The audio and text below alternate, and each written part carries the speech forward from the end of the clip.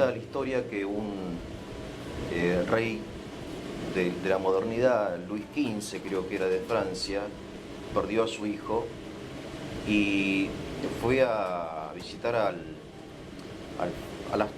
astrónomo más famoso de París, que era Cassini, y le pidió a Cassini, que tenía en ese tiempo un telescopio, supongo que bastante primitivo, que por favor le mostrara el lugar donde habitan las almas, ¿no? El cielo. Y Cassini, claro, no le pudo explicar que con el telescopio no se puede ver el cielo, ¿no? Es decir, cuando nosotros, como cristianos, o en general como personas que confesamos una fe, usamos símbolos para describir o para mencionar las cosas más importantes. En este caso, por ejemplo, el cielo. El cielo también es un símbolo, ¿verdad? Exacto, es una figura simbólica, es un préstamo del lenguaje para nombrar algo que está más allá de la experiencia. Por lo tanto, en este caso hay una analogía en un sentido y en otro una alegoría. La alegoría utiliza de una manera no proporcional algunos elementos para reflejar otros. Por ejemplo, cuenta una alegoría sería la historia, la alegoría de que una vez la verdad bajó a la tierra, caminó entre los hombres, pero los hombres, a ver su aspecto miserable, la rechazaron. Entonces, triste, se sentó en un lugar a llorar su miserable suerte, hasta que llegó, vestida de ropajes preciosos y llenos de colores, la alegoría. Entonces, la alegoría o parábola le prestó los ropajes para que la verdad recorriera el mundo, llegara a los corazones de los hombres, pero vestida con ese ropaje colorido que nos habla en lo profundo, ¿sí? De esta manera que con una alegoría podemos comprender qué es la alegoría. En cambio, la analogía, es decir, aquello que guarda un modo de proporcionalidad, lo que sería en griego una metexis, una participación, se refiere al cielo, el estado final de los seres humanos, cuando digamos, no final en el sentido absoluto cristiano, sino final en cuanto a que no se puede volver para atrás, definitivo, ¿sí? Que tras la muerte, la separación, el alma tiene la invitación de Dios, es decir, está en condiciones de gozar de la presencia del Señor en el cielo. Entonces, este Uranos, este cielo, del que se habla, Hashamayim, es en hebreo, está hablando de algo, de un estado, en este caso se pone un lugar, pero está hablando de un lugar que es el menos material de todos. El cielo es diáfano por naturaleza, está atravesado por la luz, está fuera del alcance físico, está trascendiendo el lugar alto, ya que las alturas recuerdan los lugares de unión con Dios, con las divinidades, como en todo el mundo históricamente ha sucedido, ¿sí? Las divinidades que los pueblos antiguos ponían en el cielo representaban justamente sus valores, su deber ser, sus mandatos, el orden de las cosas. No por nada para los griegos Uranos, justamente el cielo, era el primer dios.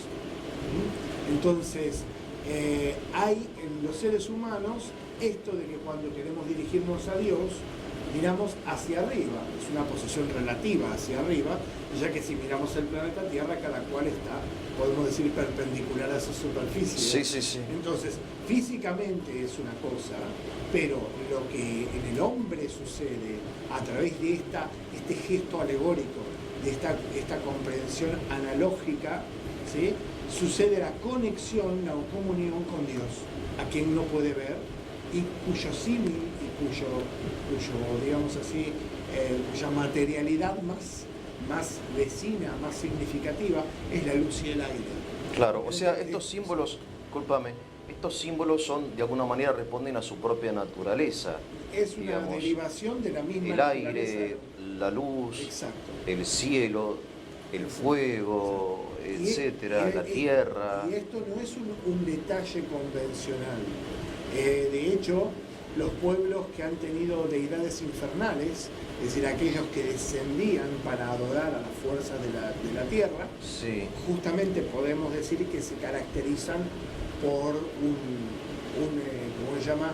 Lo que llamaríamos una inmoralidad o una contradicción contra la propia vida. Un caso eran, por ejemplo, los fenicios, que ellos realizaban con una naturalidad pasmosa el sacrificio de sus hijos.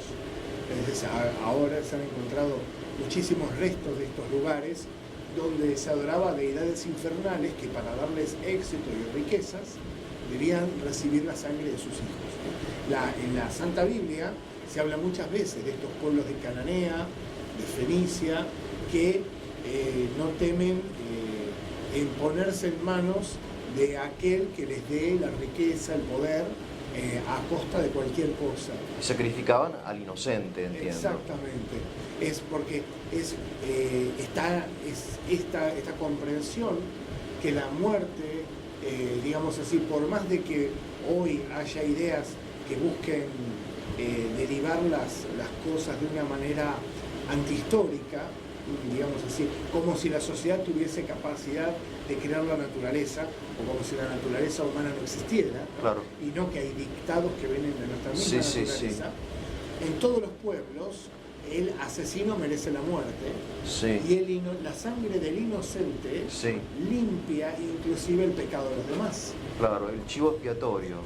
Claro, en el caso del chivo expiatorio no era un sacrificio, sino lo que podemos decir es una purificación de la comunidad por medio de alguien que pasa a transformarse en pecado, pero no tiene un sentido tanto redentor como, digamos así, es una purificación, pero no está el sentido de la redención del ser comprado por otro. Sí, sí. ¿Sí? Entonces, tenemos acá varios conceptos que pertenecen como una familia, pero que son distintos. Sí. Tenemos el símbolo, el signo, la alegoría, la analogía, y todo esto, digamos, el uso pertenece a la misma naturaleza humana. El hombre es un animal o un ser que crea símbolos y vive y se expande como una caja de resonancia, ¿no?